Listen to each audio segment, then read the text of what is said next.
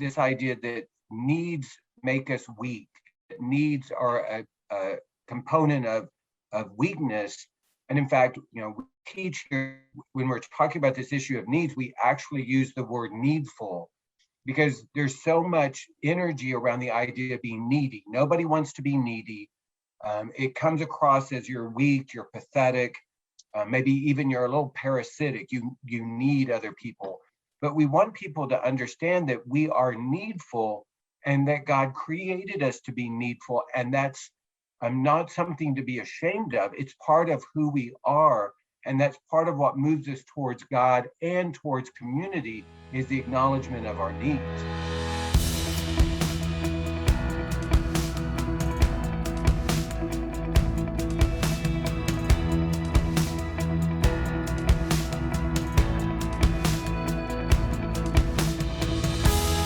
Welcome to the Faithful and True podcast. We're happy today to have with us Beth Miller, the wife of our host, Dr. Greg Miller. And Beth has decided to join us today to have a discussion about self-care.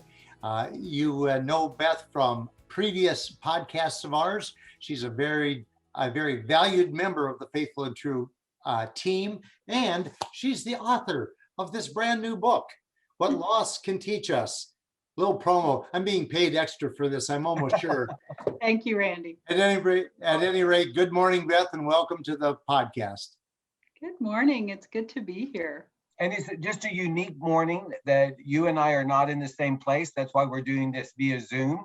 That I'm here in Minneapolis at the Faithful and True office, and Beth is at home in Chicago. But we wanted to be able to do the podcast, and as Randy indicated, today we're going to be talking about self-care, and there certainly seems to be a significant topic for us and for the people that we work with. What does it mean to do self-care? It's a language that we're hearing a lot about. And so in this first conversation, we want to talk a little bit about what self-care is, what self-care isn't, and then even starting to explore how do we move towards and identify what our needs and desires are, and how can we meet those through self-care. So, any opening thoughts that you just want to say about the idea of self-care? Yeah, I think, this is a topic you and I have talked about a lot over the last 15 years of our own recovery. And I just want to start out by saying that obviously it's something everybody can agree. Yes, we need to engage self-care. And I also want to just say that the desire for our discussion about this is not, here's something else you have to do, And so I just want to put listeners at ease about that hopefully the goal is that this is something we learn to live into, as a healthy way to take care of ourselves. I think it's important. You mentioned that we're going to talk about what it is and what it isn't. And so I think it's important to name right out of the gate some things that it is not. And particularly in the Christian community, I would say it can be a rap selfish, and that somehow it's about being self-absorbed or self-centered.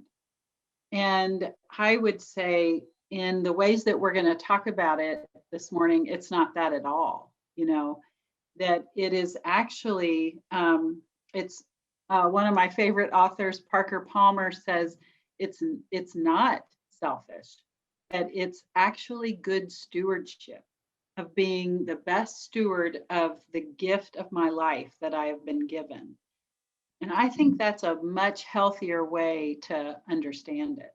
Well, and part of what you're doing is you're putting it in this greater context. Self-care is whatever we do that helps us to become the person that God created us to be. That there's this greater journey. It's not about some sort of temporary relief from chaos or trying to create a retreat or space, something that's difficult. But if we understand self-care as a contribution to becoming the person that God created us to be, then we begin to understand the significance of it and the importance of it, but we can also begin to explore and get clarity around more of what it is. Yeah. one thing that you and I've talked about is putting it in the context of recovery. For a lot of the people that were listening or that are listening to us, recovery is what it is that they're seeking. So if we define addiction as the attempt to meet a legitimate need in an illegitimate way in a repetitive pattern, and recovery is identifying the legitimate need and meeting it legitimately, recovery itself is self-care, because I'm identifying what are my legitimate needs, and I'm going to seek to meet those needs in a legitimate way. And in a recent podcast, we talked about this idea of the difficulty that people have in identifying their needs. So kind of what are the conversations that you have with women in trying to explore or understand what their needs might be? And do you think that the women that you work with understand what their needs are?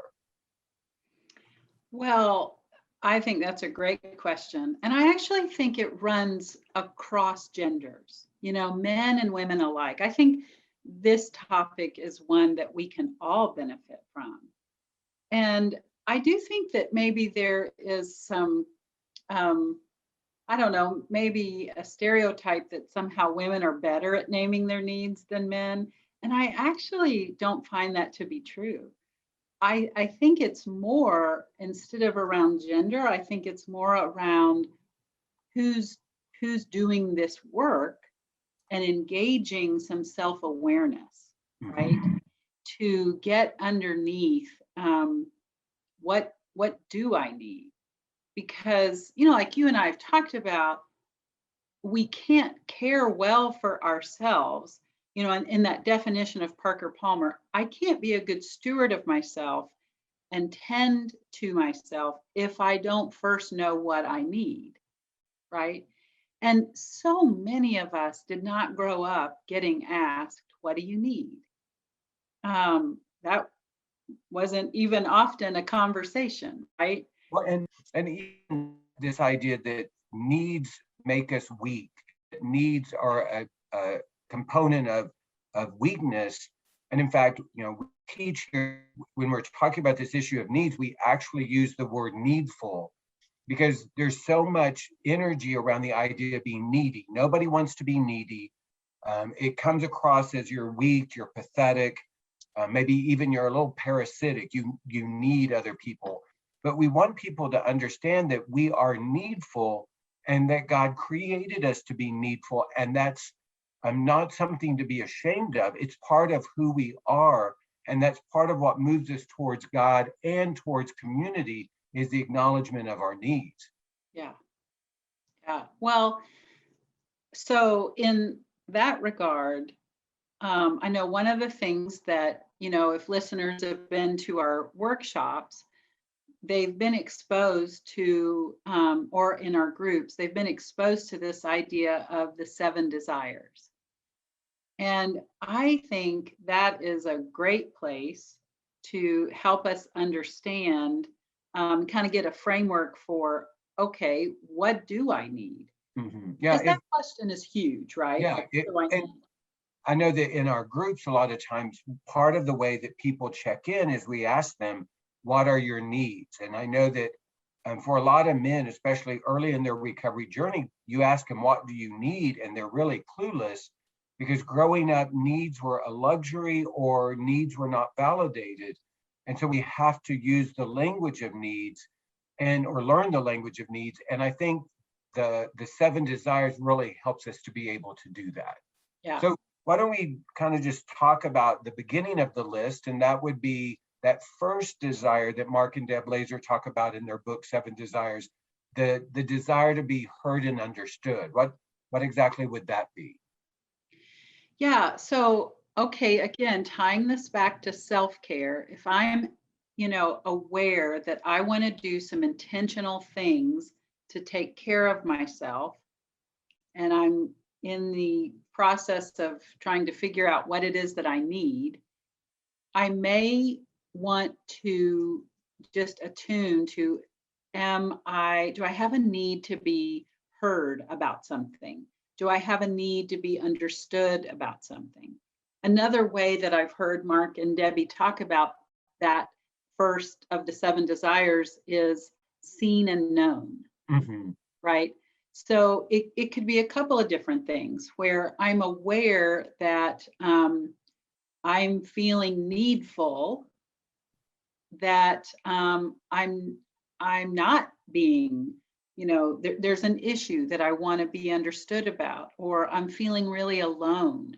I don't Right. feel like someone is getting what I'm experiencing, and I want to be seen in that. Yeah. We talk about intimacy is when I am known, I am safe, and I am connected.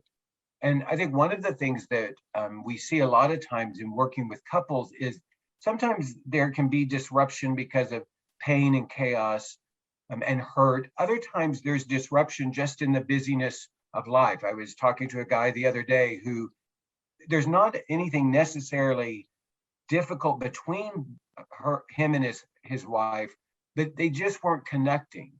And so one of the ways that self-care can show up in that experience is I self-care is setting aside time to connect with my spouse so that we can just be known in what's going on currently, or some issue that I am aware of, or just reclaiming the familiarity of our relationship. Hmm. Yeah, I would agree. Um, I think the next of the seven desires is affirmation. And there is, I think a lot of times we shy away from naming that need. But when we've done some good work, or maybe we completed a hard task, or we navigated a situation in parenting, well, we want affirmation for that. And a lot of times I think we talk ourselves out of the validity of that need, like that's ridiculous. I shouldn't need to, get a pat on the back. And yet, if it's one of our God-given desires, it can be a really meaningful way to care for ourselves if we're able to acknowledge that.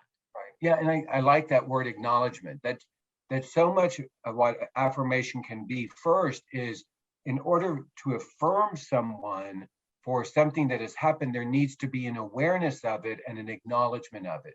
Another way that Mark and Deb would talk about that particular desire is through gratitude.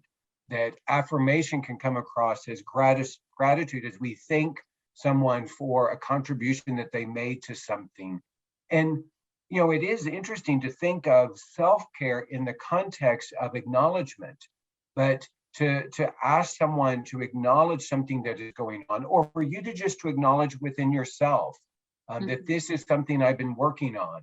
I feel successful with this. And sometimes self-care can be a celebration of a particular experience, the completing of a task, or it's kind of like what we do when we celebrate graduations, where what we're wanting to do is to celebrate and acknowledge an accomplishment that somebody has. And so sometimes it feels awkward, but to ask, hey, can we celebrate this thing that I've done? Or, hey, I just finished a big task, and we go out and get a dinner together, or whatever. That type of invitation is a way to do self-care around this idea of affirmation or acknowledgement. Mm-hmm. I was working with a gal recently, and smack in the middle of some of the, biggest lockdown during COVID, she turned 40. And so there was no going out, there was no celebrating, right? And she said she practiced both of these desires. As she listened to herself, she realized that what she wanted, even 6 or 7 months later, once some of the restrictions got lifted, was to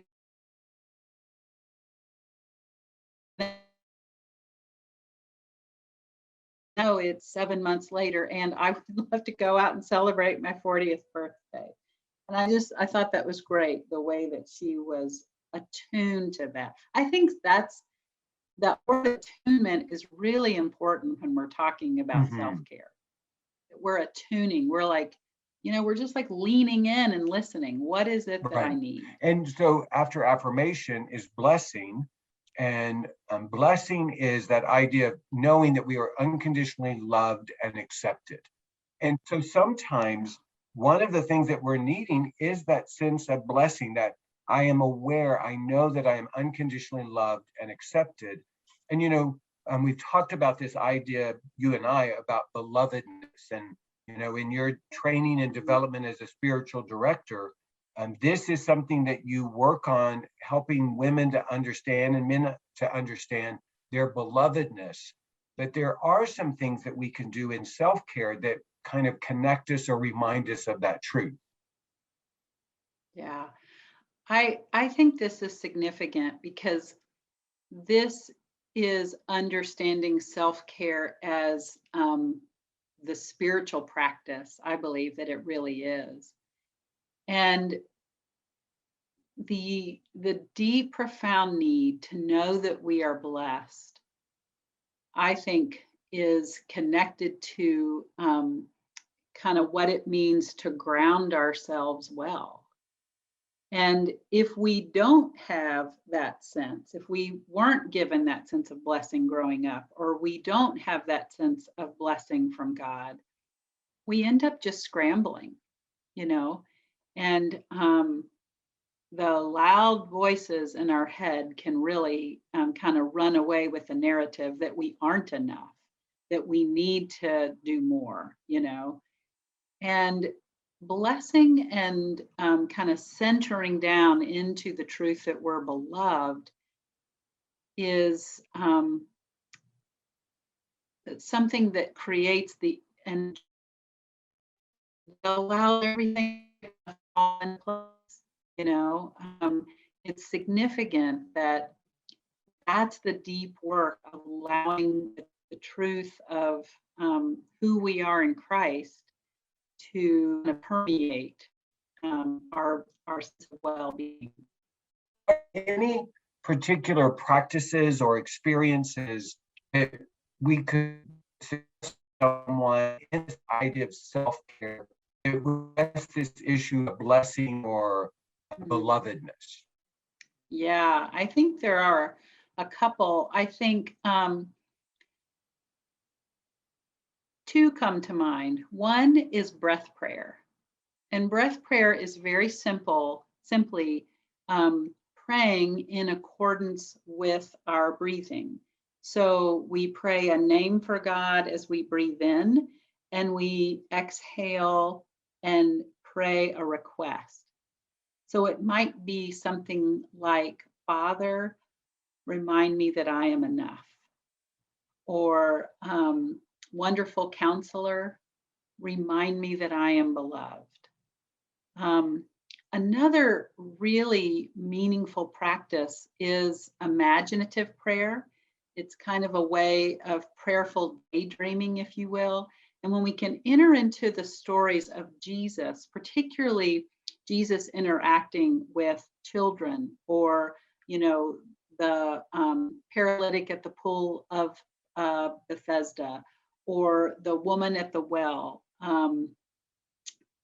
just a host of various situations. When we enter into imagining what that would be like for Jesus to be speaking with us, to be encountering us, saying some of those things to us, like our younger child kind of scrambling up into Jesus's lap, or us reaching out and grabbing Jesus's garment, and Jesus saying to us, child, your faith has made you well. I mean, those kinds of things create this internal movement, this shift in us that really is about the Holy Spirit's movement. It's not about us doing something, right? It's saying yes to God's movement and healing in us where we have not believed that we were beloved. So the reality is, what self-care might look like in this situation is, I look at my calendar, I look at my schedule, and I set aside 30 minutes and try to create a space to recalibrate into the truth. And in the busyness of life, someone might say, oh, I don't have time to do that. Or I have to meet the needs of everyone else. But the reality is, if I find that time and let myself recalibrate into that truth, then I'm moving towards the busyness of my schedule, or I'm moving towards the busyness of my relationships out of more of that grounded place that you talked about and more centered in my belovedness, which really is a way to love myself well and makes it possible for me to love other people well. Yeah, absolutely. And ideally, and again, this is not a checklist. This isn't shoulds, ideally, self-care is about a rhythm of those things where we are stopping and asking ourselves, okay, what do I need in order for me to function well, to, mind, body, and spirit? What are the things in my life that I need? And I'm regularly engaging those, not just kind of like sprinkling them onto a life that's actually out of control, to actually have a healthy rhythm. And I think that's really important that we think about it that way. Yeah. Okay. Another one of the desires is the desire to be safe. And we often talk about that safety is the absence of anxiety and fear. And so if someone is aware of anxiety and fear, their need more than likely is safety. So what might be some of the things that self-care that helps them to get back to that place of safety? Oh, that's a great question. I think that could be a host of things. It could be one, maybe our anxiety is so high because we have not named our healthy limits, right? Like we're running to the full margin of our life. And so we're feeling unsafe. We might not even, typically use that word, but when anxiety is really high, we have to stop and say, okay, this doesn't feel safe. So it might be needing to embrace the gift of our limit around our schedule, or we're to. Maybe we don't feel safe because there need to be some healthy boundaries put up. Maybe it's in a relationship. Maybe it's, again, with our time commitment. Right. One thing I'm thinking of is for a lot of people, there's so much anxiety and fear around finances that they're unable to feel safe in that context. And so self-care could actually be creating a budget to see where we are financially. One of the things that we about is truth, even painful truth or truth can create safety. And so maybe taking time to look at my finances to get clarity about where I am, even though that may be difficult because I'm not where I want to be financially, but that information, that understanding, that truth actually does create safety for me. Yeah. And there probably aren't a lot of people who've ever thought that working on a budget could be self-care. But I know for myself, sometimes when my anxiety starts getting high around this area, one of the things that helps me to get recalibrated is at least clarity. Yeah, absolutely. Okay. I know that another one of the 7 desires is touch. So that the need to be touched in non-sexual ways, as well as at times to experience sexuality in a redemptive and intended way that God intended. But what does touch and self-care maybe look like? Yeah, I absolutely believe we were not designed to live, as an island unto ourselves. And we were designed to have safe, healthy touch. And so, I want to just acknowledge that for a lot of people, touch may be very unsafe. It may have some deep connections to some painful things that have happened. And that's part of the redemptive process. And so finding ways that we are engaging in, healthy hugs, or, just a friend reaching out and grabbing our hand, finding, especially with a lot of our listeners who have had some painful experiences in marriage, of chaos around sexual addiction, that can be a really important journey of healing around gradually, and it may be more gradually for some than others, right? Like finding their way back to redeeming healthy touch. I think it's a necessary part of self-care. I think of a guy that was in one of my groups. He was a single guy, and he would often talk about that between the groups, it was fairly common that he could go the entire week without being touched. Just kind of the nature of his life and the nature of his work. And so one of the ways that he, I think, would do self-care he would be intentional to ask the men in our group for a hug, some sort of physical affection, because he recognized that that was a need that he had. And in the typical course of his life, that wasn't happening. So recognizing when I'm in my safe community, that hug, maybe the holding of my hand, that pat on the shoulder, helps me, live in the truth of who God created me to be as a physical person that needs and desires safe touch. Yeah, okay? Absolutely. Okay, so the final two, the desire to be included, the desire to be chosen, those absolutely are needs that we have. And so for someone who goes, I don't know what my needs are, or maybe some of it included, which means kind of the way I describe it is there's always a place at the table. There's someone waiting and there's a seat for you. So you're always included. Then this idea of someone simply encourages you to be a part of their life or their experience. And so sometimes if we're being excluded or we just perceive ourselves as alone on the outside, intentionally organize a gathering, to get together, to have a guys' night and do something, or get women together and get your friends together, that is a way to do self-care. Yeah. I think both of these often have a lot to do with community.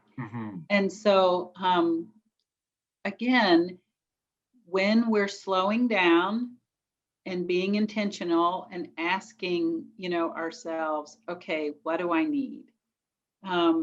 If we are longing to be connected, a lot of times with this idea of being chosen or being included, we tend to want to draw back.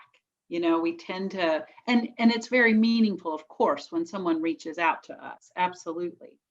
And like you said, I think when we begin to say, oh, I need connection, we can choose that and begin to initiate, a coffee or a gathering. I also think that this is a place where this desire to be chosen, we can pause and wonder, is there a way I need to choose myself? Is there something that I need to do here where I've not been attentive to something that I need?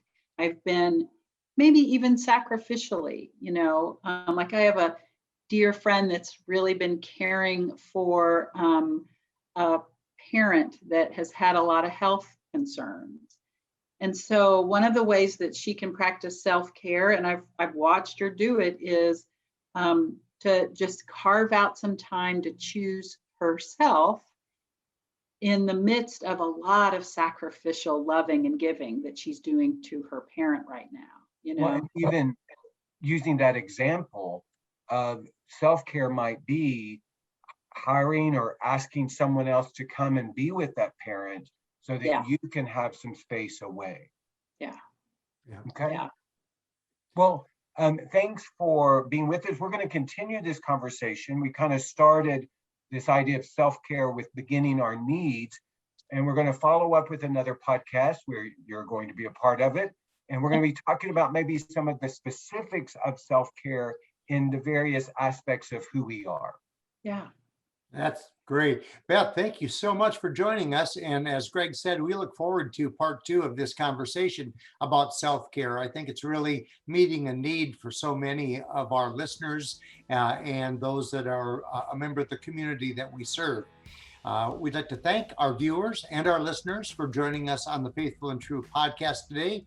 We'd like to invite you to visit our YouTube channel, the Faithful and True channel, and click on like and subscribe to our channel if you would. We'd really appreciate that. We're just really encouraged by the growing numbers of subscribers that we have. Until then, we'd invite you to visit faithfulandtrue.com, where you'll find many other resources, blogs, the rest of these. There's over 350 podcasts for you to benefit from, and we hope that you will do that. Until then, we hope that you will join us soon, and may this coming week be a week for you that's filled with many blessings and great vision.